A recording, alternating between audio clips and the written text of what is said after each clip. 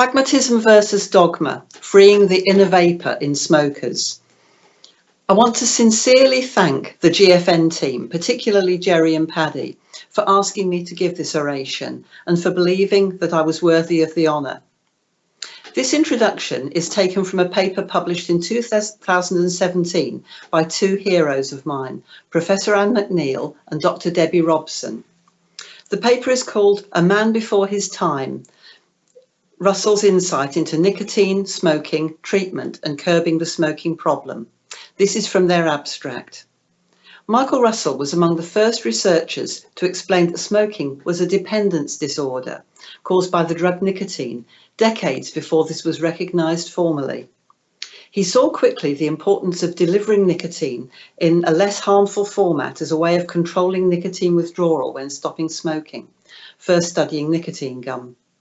In addition to pharmacotherapies, Russell's research also explored the role of behavioural support, particularly the role of general practitioners or GPs, alone as well as supported by specialist clinics. This research underpinned initiatives in England to reimburse doctors for giving advice to smokers and to provide a national network of smoking cessation services. Research on nicotine uptake from other delivery systems and routes led Russell to theorise that the speed and dose of delivery impacted upon the effectiveness of a product to act as a substitute for smoking. He commented on the addictiveness of the high nicotine doses delivered in quick succession when smoking cigarettes and argued that alternative recreational nicotine delivery systems would need to be promoted actively to smokers in order for them to compete with cigarettes, a forerunner for contemporary debates on electronic cigarettes. I used to have to miss the Michael Russell oration because my plane landed at about the same time that it was starting. When I worked as a stop smoking service manager, I didn't get enough time off to come earlier. But I'm retired now and I can do what I like as long as it doesn't harm anyone else. And this year, of course, none of us could travel to Warsaw, apart from the fantastic GFN team of people who live and work there. I know we're all sad not to be able to catch up with good colleagues and trusted friends who we haven't seen all year. I will miss the hugs and shouts of delight as we greet each other at the Sphinx and try and work out what the system is for ordering beer. Not that I had to worry too much. Paddy was usually there with a full glass for me just when I was trying to catch the barman's eye. My retirement plans in 2018 crashed around me somewhat as I was diagnosed with a brain tumour just after I announced my intention to finish work. After what we thought was 10 days of flu, I was getting worse rather than better, and an MRI scan confirmed that these crushing headaches were not going to go away on their own. I had to undergo a tense wait for treatment, a long day of surgery to get it fixed, and an exhausting period of rehabilitation. Fired up by high-dose steroid treatment, and you really do get driven when you're on prednisolone, I had to urgently wrap up work streams, delegate partnership working to shocked colleagues, and dump everything that I held dear in exchange for lying under a blanket on the sofa trying to follow the plot of repeat episodes of Friends.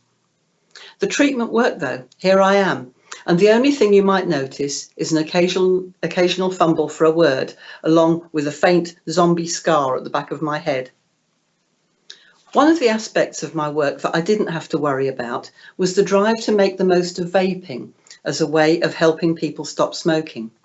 My fabulous team had developed from being nervous and unsure in 2014, when we first branded ourselves as e-cig friendly, to being confident and knowledgeable in 2018. Incidentally, the language that we use is important to note. We try, wherever we can, not to use the term e-cigs, preferring vape. We really do need to get away from the cigarette and smoking expressions. They're part of the huge perception problem, and the language of smoking simply perpetuates this. I remember a heated conversation with the team when I was challenged about the potential harms. What if someone uses one of those things and has a heart attack? I pointed out that this happens with NRT too, and even quitting without any products, because smoking for 40 years will do that to you. Rather like my meningioma, It's happening where it can't be seen, and one day, boom, it makes itself known. This was different though.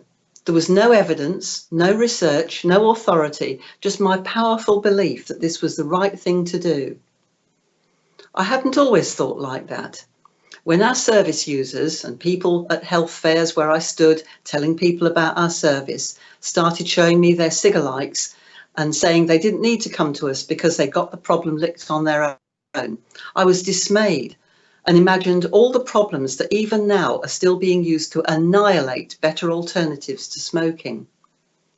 Making smoking normal again, attracting young people to use them, possible harms from using them around others. I wrote an article about my worries for the local paper, an article that I followed up only a month or so later with one saying I had changed my mind. Because my curiosity got the better of me, and a few weeks later I went to the first e-cig summit in London, organised by the awesome Amanda Strange. That first year, everyone who wanted to could vape inside, and I was struck by how there was no lingering smell or layer of smoke in the hall. I talked to consumers about their big fancy devices. Tom Pruan and Dave Dawn, who were strangers to me at the time, but my teachers along the way ever since then, showed me how to stealth vape. They told me about flavours, strengths, techniques, and most importantly, how smoking had become a thing of the past for them. What dawned on me then, as I mingled with others and got their perspectives, was the passion with which they spoke. I'd never heard NRT users talk like this. In the Stop Smoking services, our mantra is the celebrated quote from Michael Russell that people smoke for the nicotine but die from the tar. It was plain to see that here was a way of unleashing the potential of an exciting new way to give smokers clean nicotine. We could get this technology into the hands of families who had to raid their kids' money boxes for cash to buy food that day. The ones who, despite getting breathless just climbing stairs, couldn't stop lighting up. The couples with a new baby who chain smoke while they gaze lovingly at their newborn. And the people who think they will be the lucky ones who don't get cancer. A radiographer told me that when he reviews x-rays that he's just taken and smiles at the patient, sending them off with the words, "You'll get an appointment with the results in a week or so," his heart is heavy, knowing, having seen for himself, that the shadow on their lung is indisputably cancer. In the Stop Smoking service, we have lots of tried and tested ways to help people stop smoking. And for those who engage and follow our advice, we get pretty good results. Around half of all our service users manage to quit by 4 weeks after their treatment starts. But the whole service model seemed to have faltered, and the time was right for something new. Now, smokers live in perpetual hope that there might be a magic wand. For some, this was NRT or Champix. But for thousands more, well, they'd given up giving up. And it must be remembered that the Stop Smoking services only reach a small proportion of people who smoke. Some may never go to get help to stop, just trying on their own because they think that's the best way to do it.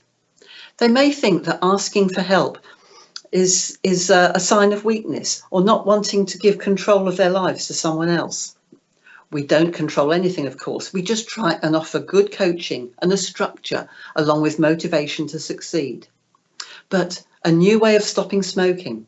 We had something in the palms of our hands, and I knew this was the future. The difference was so marked. It wasn't a medication. It didn't have a prescribing protocol. Clinicians didn't know what to say about it. It didn't give hiccups, gastric irritation, skin rashes, nausea, crazy dreams. People liked using it. They described it as a revelation. They told their smoking friends and went full-on evangelical about it. Unfortunately, it wasn't only my decision to make. It's often assumed that every Stop Smoking service can act autonomously and choose the path that is right for their service users. If only. There are many layers of management, including political leaders in local government who have all the power to support or deny what the practitioners might want to do. I was lucky. I had organised my arguments. I had a fantastically supportive and involved manager, Rod Moore. I gathered the evidence, including personal testimonies from those who had switched, and I got away with it. The lack of positive evidence was mirrored at the time by a lack of negative evidence. I know from talking to colleagues now that popcorn lung and heart attacks from vaping, although fake science, are genuine obstacles to embracing tobacco harm reduction. We needed to gain some practical information about how to use these devices. To give ourselves a helping hand, we invited Joe Lucas from eSig Wizard to a team meeting. We just went into his shop round the corner from our office and invited him in. I don't know who was the most nervous, him or us, but by the end of the hour the tension had melted away as he patiently instructed us on all the things we needed to know about vaping, and he has been a source of freely given advice ever since, including setting up a bespoke service for homeless people who couldn't even get their vape charged anywhere else. Other retailers have bent over backwards to help us too, including Brett Horton, who joined the Mental Health Trust Smoke-Free Steering Group and initiated supplies of vapes to patients, visitors and staff. Darren Healy from eBurn, Christian Mulcahy and Fraser Cropper from Totally Wicked. I'm indebted to these people and many others for their generosity and their support. They provided free samples. We gave them to service users. We said, these are not licensed medication. We just happen to have some free samples and you can have one if you like. You don't have to. We have NRT as well. And more often than not, people took them and did really well with them. Eventually, the evidence in terms of our success rates and user satisfaction was enough for us to start buying them rather than relying on donations. In 2015, I was flicking through Twitter a few weeks before the annual Stop Smoking conference run by the UK NSCC and spotted that there were threats to picket the event by people angry that vaping wasn't even being seriously considered by traditional stop smoking services. I contacted the organiser, Dr. Andy McEwen, saying that this was a big public perception problem. We rapidly agreed to invite them to the event, not for them to hear what we were doing, but for them to tell us their experiences. I was hugely proud to share a platform with Sarah Jakes, Lorian Jolly, Dave Dawn, chaired by Jerry Stimpson, where public health, smoking cessation and consumer views came together for the first time as equals. It was the first of many shared platforms. Andy Morrison and I spoke together in Scotland, Robert Innes and I in Northwest England, plus many more. Healthcare practitioners always said after the events that the human voice of the consumer was every bit as powerful as the technical, statistical and theoretical stuff. I literally thought we would have the whole smoking problem sorted in a couple of years. But as we know only too well, the opposition was gathering in the wings and they came out fighting. Every media story that whipped up panic about a new health fear over vaping would see service users coming into clinic the next day, slamming down the free vape they had been given and shouting at the advisor that they'd read that this would kill them and they were going back to smoking because at least they knew where they were with that. Some would go on to NRT, which would just delay their relapse to smoking for a little while. But there was good news. When we did the metrics, we could see that more people quit with vaping than with NRT, and we knew there was no going back. Occasionally, someone senior in our own department would get cold feet about it, affected in just the same way as the public when a scare story broke. But by this time, the evidence was growing, and we had not just my optimism and tenacious belief, but the support of respected organisations and leading experts. I'm reluctant to start naming people personally in case I miss anyone out who deserves a round of applause, but Public Health England, Action on Smoking and Health, the Royal College of Physicians, the UK Centre for Tobacco and Alcohol Studies, Cancer Research UK, Clive Bates, and the National Centre for Smoking Cessation and Training are on my list of heroic influencers. In the time since I left the Leicester City Stop Smoking service, many other services have taken the same approach to becoming vape friendly, although sadly a small percentage are still refusing to embrace the opportunities, preferring to stick with the tried and tested but limited in efficacy treatments they have used for years. We need more smokers to try vaping. We need those who use both to switch completely. The real winners for me are the ones who would have just kept on smoking if vaping hadn't been an option.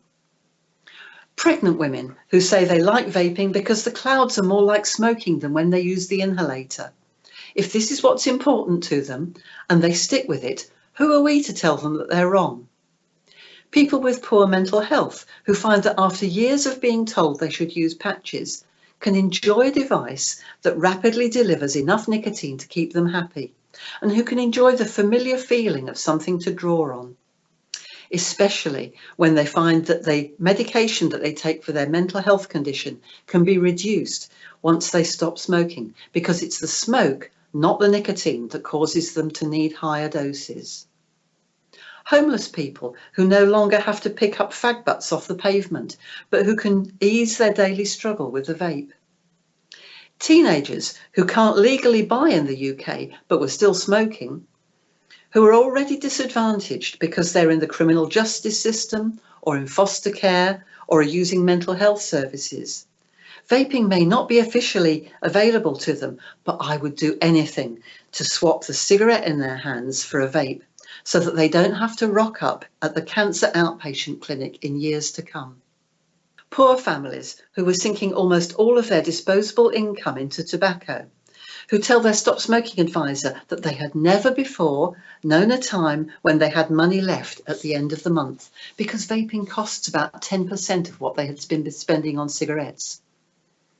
Older people with arthritic fingers who can't manage the 5 clicks needed to start up a vape pen, but who can take to a pod system and who then inspire their younger family to give it a go. Risky smokers who can't get out of the house or even their bed, for whom switching may mean they didn't set themselves on fire when they fell asleep while smoking. What unites all of these seemingly disparate groups is the pleasure they can take from vaping to get nicotine. It doesn't have to be hard or unpleasant. If we can stop quitting being something on the continuum between a chore and a form of torture, and make it part of a different continuum between something that you get used to and a form of pleasure, we'd get more people stopping smoking. For that to happen, we need flavours to be permitted, tax to be kept low, and if health leaders are going to bang on about anything, they can bang on about the benefits, not the theoretical potential harms that they love dreaming up. And because we know that freeing the inner vapour in smokers is a worthwhile mission, I will talk to anyone who will listen. So yes, I've talked to government officials, national, regional and local organisations, charities, healthcare professionals, industry representatives of all sides. I'll talk to anyone who will invite me, because it's quite simple. Less smoking equals more birthdays. If people want to quit, I'll support them with whatever method they choose, and I'll help by guiding them towards what is most effective for them. And that could be different from what worked for their neighbour or their partner.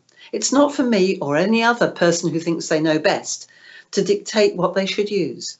So whether it's patches or prayer or tablets or cold turkey or vaping or independent sector products or tobacco industry products or snus or non-tobacco nicotine pouches or heat not burn, I'll be happy just to see smoking rates fall. But in my years in smoking cessation, I have never seen a product show the promise and the actual success that a vape brings to the person who has given up giving up. Every smoker has a story to tell. Every smoker who switches tells it with an excitement, a pride, a passion, a mission that humbles me every time I hear their story. I want every policymaker, scientist, lawmaker to hear these stories and to ask themselves whether their precautionary, prohibitionist, holier-than-thou speculation about what harms might emerge in decades to come or whether they shouldn't be using nicotine at all, is worth denying smokers here and now the right to use nicotine without the smoke. Thank you.